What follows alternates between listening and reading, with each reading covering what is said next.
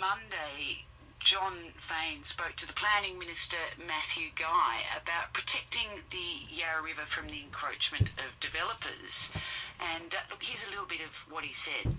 If you go further out, just up the river towards Richmond, Abbotsford, the Boroondara side as well, the river still does feel like a meandering river going through the bush in some of those areas. Now, there are a number of opportunities that people are starting to see to push development closer to the river's edge, and the government believes that we need to step in and actually provide some mandatory controls so that those councils have certainty and the communities have certainty that the river won't be overdeveloped. That was Matthew Guy, and look, this was in relation to a development in Hawthorn. It seems now, though, that the Yarra River height limits don't necessarily apply to all of the Yarra, and particularly in Williamstown. Joining me is Charmaine Gord from the Save Williamstown spokeswoman, and Charmaine's going to talk to us about the Nelson Place Village proposal, which the Yarra height limits don't seem to apply to. Good morning, Charmaine. Oh, good morning, Sally. Tell us a little bit about this development. Well, we first heard about this river protection from Colleen Hartland, who's a Green member in the MLC, and she said that she wanted to know where the mouth, just check where the mouth of the river was, what evidence there was for the mouth of the river. And so Matthew Guy actually challenged in Parliament that Williamstown area was on the Yarra. And so we got back to Colleen and told her that what we found were, there are pictures of, there are plaques at Point Gellibrand talking about the mouth of the river.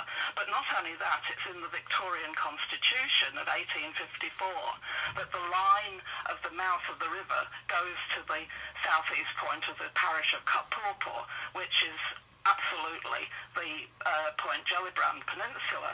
So we've sort of established that Williamstown, Newport and Spotswood are definitely on the Yarra River. They're in the city of Hobsons Bay, and we look at the press release that's come out from the Minister, and he says that the first stage of protection for the Yarra is Boroondara, followed by Yarra, Stonnington and Banyule, and the third and final stage is Manningham and Nillumbrook. So I think we can quite clearly say that the Minister is ignoring Hobsons Bay as being a council that controls river frontage.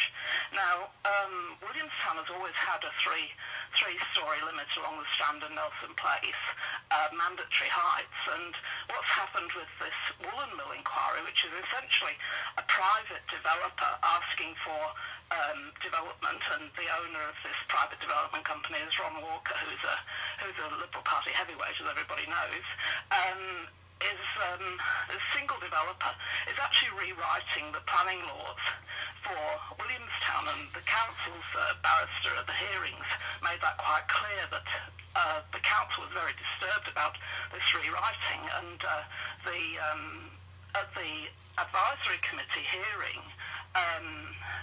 when their report came out, they went through the proper planning processes, which is practice note 59, to define that area should be mandatory heights.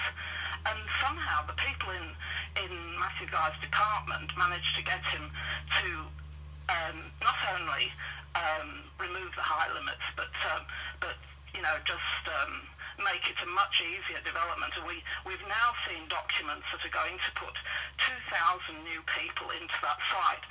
Even at the advisory committee, we were only looking at 1,000 new people, but they're looking at putting 816 dwellings, and that's like 20% of the Williamstown population increase. And looking at the size of the developments in each area, we think that Ron Walker is after heights of probably 50 to 60 metres in the middle, which is equivalent to probably 15 stories, 16 stories. Look, there's always two sides to these development arguments, and lots of people want to live in Williamstown. Why should this be like it was in 1860?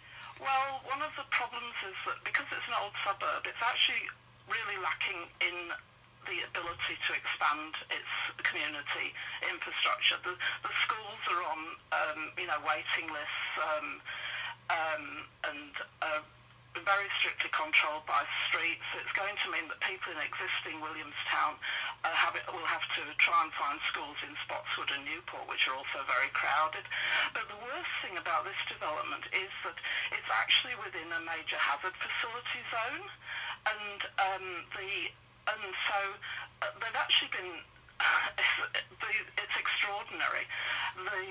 The minister is allowing all this high-rise and all these people to move into Williamstown in an area which is a peninsula, which has not only major hazard facility of Mobil's tanks, which are interim storage tanks to go to the Altona refinery, but we also import 70% of Victoria's fuel from overseas comes in at Point Gellibrand, and those ships now are almost double the size that they were. They hold 150 million litres of fuel. And because we had a ship's captain who knew a lot about the fires on ships, and in Western Australia they have a 1 kilometre zone around fuel importation. And when we wanted to present that person, because he'd written to the committee as a submitter, the barrister for the developer, who was Jeremy Gobbo, refused to cross-examine him as an expert because he said he lived in Williamstown and made a submission. So we've got this incredibly bad process that keeps going on this site. Well, and it really isn't suitable for residents. The bigger question, though, is if we want to protect the river, how far do we go? Yeah, how long? I think you go to the mouth of the river. I mean, Williamstown has always had, because it's a heritage area, it's had a 3-storey limit since 2002. It was 2-storey limit until 2002. In 2002, they had a planning scheme amendment which made a 3-storey limit all the way along the Nelson Place, the Strand, along that frontage in Williamstown, and so that was in situ.